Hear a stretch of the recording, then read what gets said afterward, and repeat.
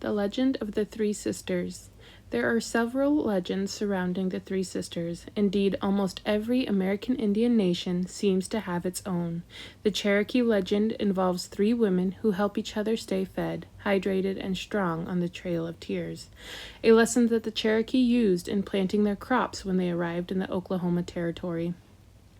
Another legend describes three sisters who bickered constantly until their mother gave each of them an egg cooked in a different way and showed the sisters that although the textures of the eggs were different, they were still eggs. This is one version of the Haudenosaunee legend of the Three Sisters. Very long ago, there were three sisters who lived in a field. The youngest was so small she could not yet walk. She crawled along the ground dressed in green. The middle sister wore a bright yellow dress and darted back and forth across the field. The eldest sister stood tall and straight, and her body bent with the wind. She had long yellow hair and wore a green shawl. The three sisters loved one another very much and could not imagine living without the others. One day, a little Indian boy came to the field. He was very handsome and knew the ways of the land.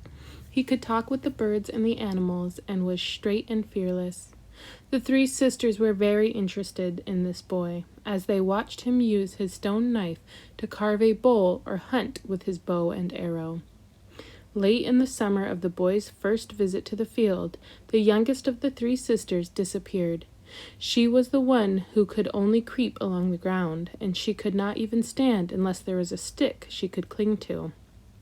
But she was gone, and the other two sisters mourned her until the fall.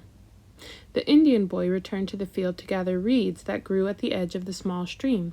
He used the reeds to make arrow shafts. The two remaining sisters again watched him, fascinated. That night the second sister disappeared, the one who always wandered hither and yon. Now there was only one sister left, the tall and straight sister. She did not bow her head in sorrow, though she mourned deeply and thought she could not live in the field alone without her sisters. As the days grew shorter and colder, her green shawl began to lose its color, and her yellow hair became dry and tangled. Night and day she sighed for her sisters, but her voice was low like the wind, and no one heard her. One day in the harvest season, the little boy heard the third sister crying, and he felt sorry for her. He took her in his arms and carried her to his home, and there a delightful surprise awaited her. Her sisters were there in the lodge, safe and very glad to be reunited. They explained that they had been curious about the little Indian boy and had followed him home, and they had decided to stay because winter was coming and his home was warm and comfortable.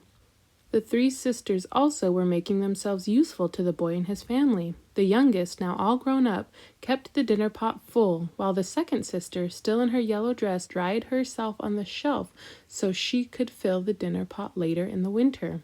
The eldest sister was so pleased to be with her sisters again, and so impressed with the help they gave the boy, that she too began drying herself, so the family would have meal to use as the winter went on.